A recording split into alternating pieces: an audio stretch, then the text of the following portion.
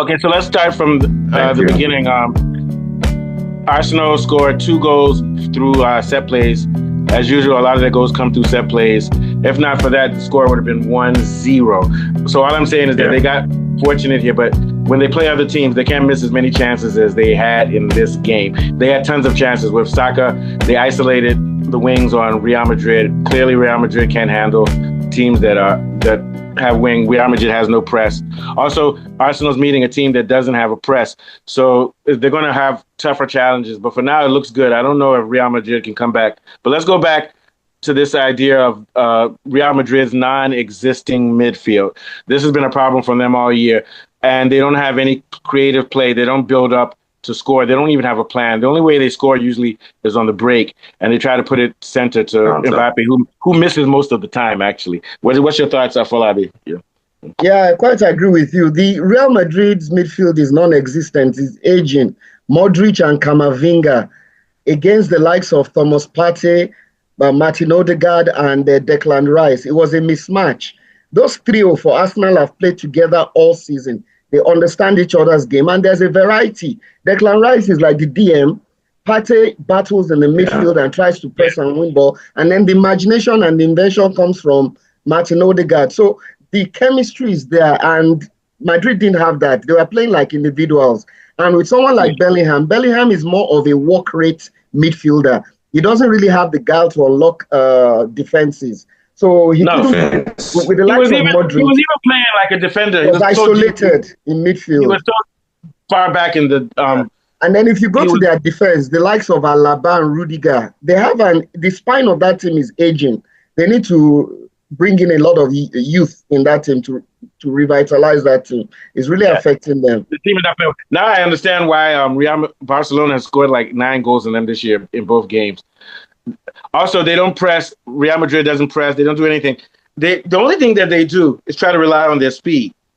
That's it. With Vinicius and Rodrigo and what's his name? Mbappe. But you have no midfield. They think that their speed is going to help them. It's not going to help them. And then they couldn't even get the ball. They couldn't even get the ball because Arsenal came in the second half. Yeah.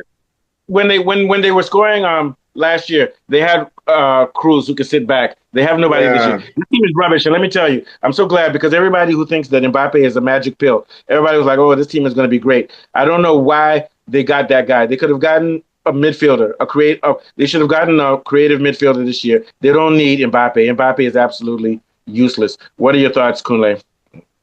Looking at their midfield, they had 2 defensive midfielders. Only Camavinga got sent off. The other CDM that they have is Tchouaméni. I don't know whether he's injured or whether he played. He was injured. Yes. So Madrid are now having a serious problem in the midfield. I don't want to go too far because 1, it's Arsenal, and 2, it was free kicks. There was free kicks in the second half. They didn't break down Madrid in the first half.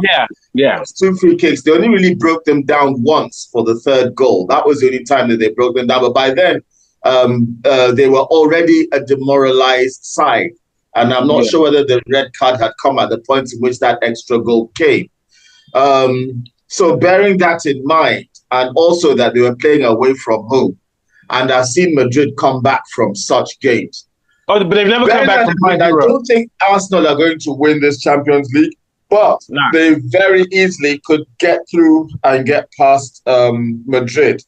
They are clearly having problems. Oh, they're going to get past Madrid. Yeah.